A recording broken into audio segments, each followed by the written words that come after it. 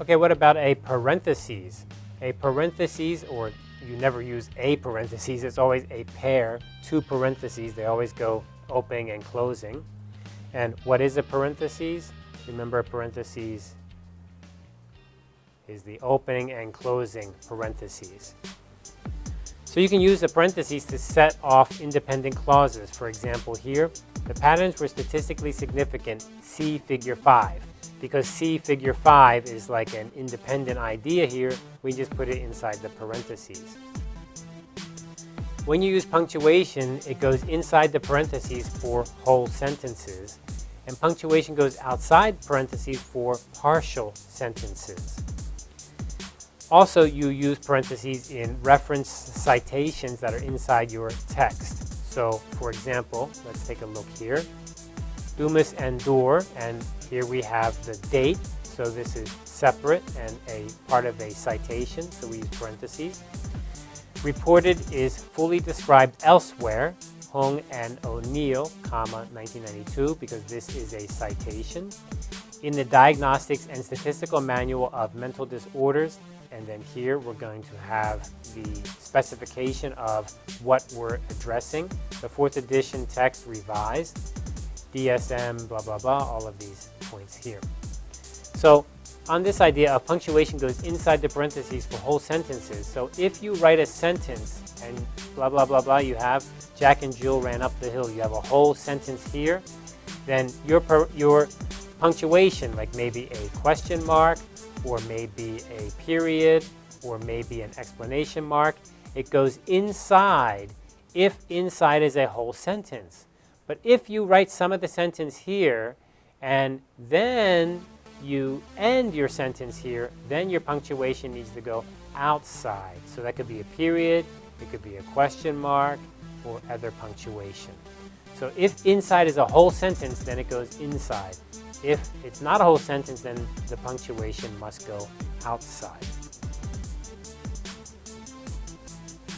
You can also use parentheses when you introduce an abbreviation, and I think this is the way we're all used to it. So inside your research paper, the first time you introduce a new abbreviation, for example, GSR. GSR, what does GSR mean? Galvanic skin response. So the very first time we mention it, first you need to write out the whole idea, the whole 3 words. Then inside parentheses, you write GSR. And then later, you always use GSR without parentheses. You just use GSR.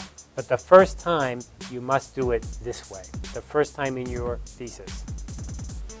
So in a series, for example, the subject areas included A, blah, blah, blah, comma, B, blah, blah, blah, blah, comma, C. So this is a series. And how do we separate the series? Well, of course, we use the comma, as we've already studied. And for the last one, we use the conjunction and with a comma. But we also use the parentheses to enclose this 1, 2, 3 idea. And it could be 1, 2, 3, A, B, C, or anything like this. I, something like that. And remember, you need to have a space after and a space before. You also use parentheses in mathematical expressions, which I think we're all very familiar with. You use it to include citation page numbers or page numbers for quotations. So for example, here I write a quotation. The author stated, quote, "The effect disappeared within minutes." Now please note, right, we already studied this. A comma here because I'm going to begin a quote. This is an introductory phrase, and then here I have my quotation mark. This is exactly copied from the person's writing. Who wrote this? And then here I have my citation, Lopez, comma, 1993, comma, page 3111. So here we have the parentheses that separate that. And specifically, we may have a chance that we have to tell exactly the page number. And we always, when we write page numbers like that, we're going to separate them. 311, page number. In this case, we're putting the page number with the author, and the date. So it all goes inside. But if we only had page number, then we also use the parentheses just for the page number like that. Lopez, 1993, found that the effect disappeared within minutes, and then here is just the page number, page 311. Because here I have Lopez, I have the reference, I have the date, but here is the quote, and because the quote came from one special place, I need to cite exactly what page did the quote come from. You can enclose numbers for formulas and equations, of course, so that would be this idea here. This is formula number 1, formula number 2. Statistical values, of course, we also use parentheses. So when you're writing a value, for example, a p-value, you separate it from the text using the parentheses. Always remember a space before the parentheses and then a space after. Unless it's the punctuation, then there's no space. You also use it in statistics for degrees of freedom. So for example here, the t-value, 75 degrees of freedom equals 2.17. That is to say that the statistical value is 2.17, but the degrees of freedom, or the sample size, is, in this case, 75.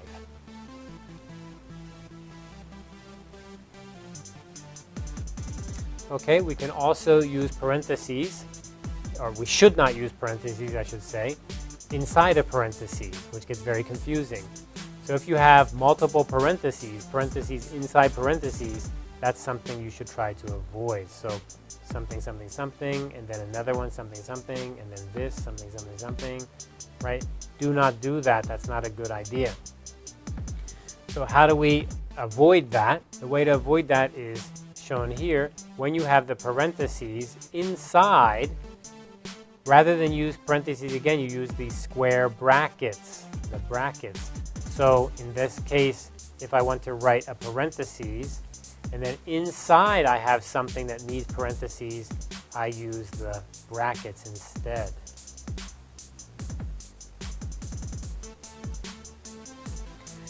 Don't use parentheses back to back. So in this example here, we have parentheses, e.g. defensive permission, norm, and cancer, 1986.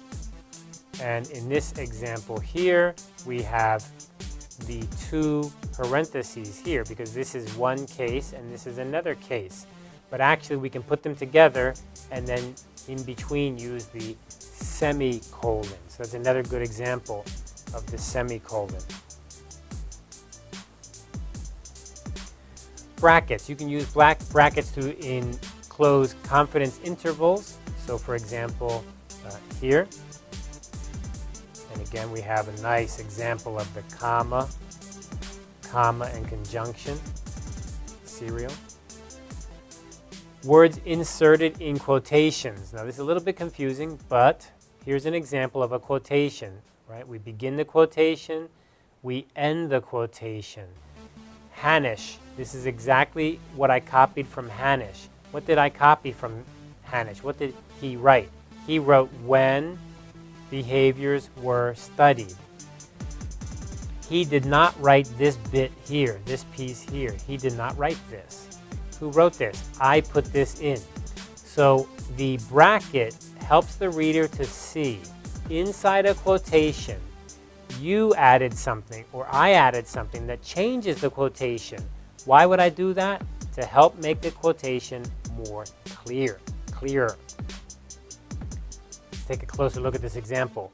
When, his, own, and others. I'm afraid that you won't understand that in Hanish's study, it was not just others' data, but also his own data. So I put this in here to help the reader understand. That's okay, but you must include the bracket. Parenthetical material that is already inside of a parentheses. So for example, here I want to add something that would usually use a parentheses, but I can't use a parentheses. Why? Because I'm already inside of a parentheses, so you use the brackets, as we've already mentioned.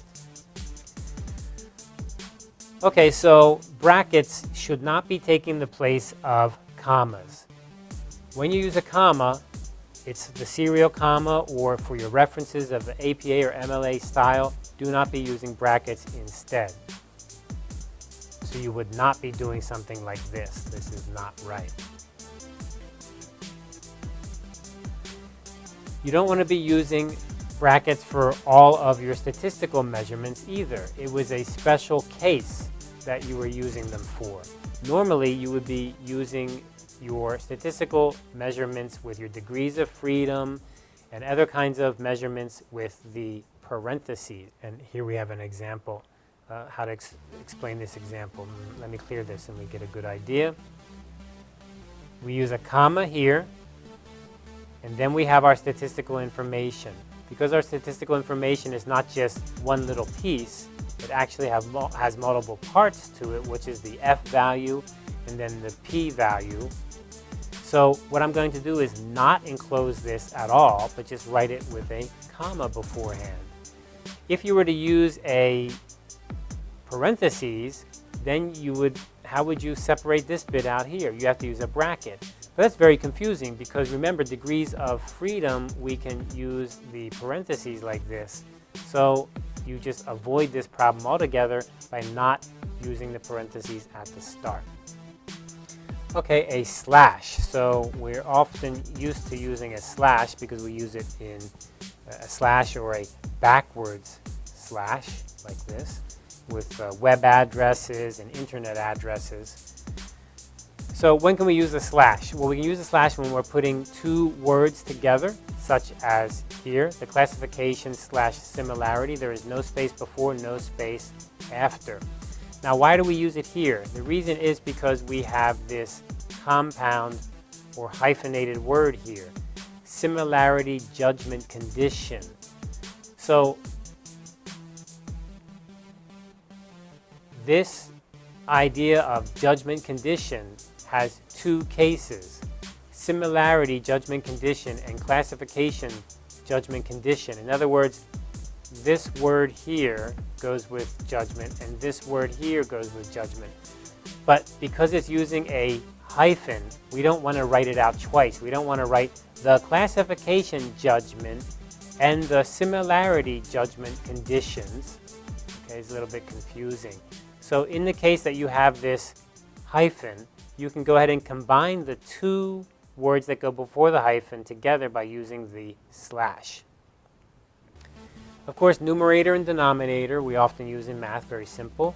And of course for the per idea. So here, 0.5 degrees per second. So this every second. Every kilogram. And also you use this when you want to cite republished work. So if you have somebody's book or somebody's, well, usually this would be a book for republishing, and the book may have multiple publishing dates. So maybe it was published in 1923, but it was also published in 1961, published again, republished. You can use the slash. No space before, no space after. Don't use a slash when a phrase would be clear. In other words, don't put words together with a slash when you can make it clear. So here's an example. Each child handed the ball to her mother or guardian. Not each child handed the ball to her mother / guardian. You see that? You see the case here? Mother or guardian. Mother / guardian. In this case, the child handed the ball. It was probably many children doing this situation. Some handed it to their mother, some handed it to their guardian. But the individual child handed it just to the mother or just to the guardian. So you cannot say slash, because then it would sound like the child took the ball and then gave it to the mother and then gave it to the guardian. Or maybe gave it to the guardian and then gave it to the mother. So you have to be careful not to combine words with slashes in that kind of case. Here's an example when you would not use a slash. Test, retest reliability, not test, retest reliability. Because what we're saying is that this is a kind of phrase. This is an idea. It is a test-retest. It is not a test or retest or a combination of both, or sometimes test, sometimes retest. It's not that way. It's very clear. It's a test, then a retest. And other kinds of compound measurements or ideas that we often use in science, such as hours or milligram. Well, that's a little bit overwhelming, isn't it? A lot of detail, but really not that many when you think about it. The key to remember is the commas, the periods, the parentheses. These all have rules you can follow. You may want to look at some examples. You may want to get the APA manual and look at examples they have. If you're targeting a journal, look at the journal example. In our class, we're going to be doing some online writing assignments where I can help you give feedback. Practice is the best way to get this down. And next, we're going to be looking at some examples.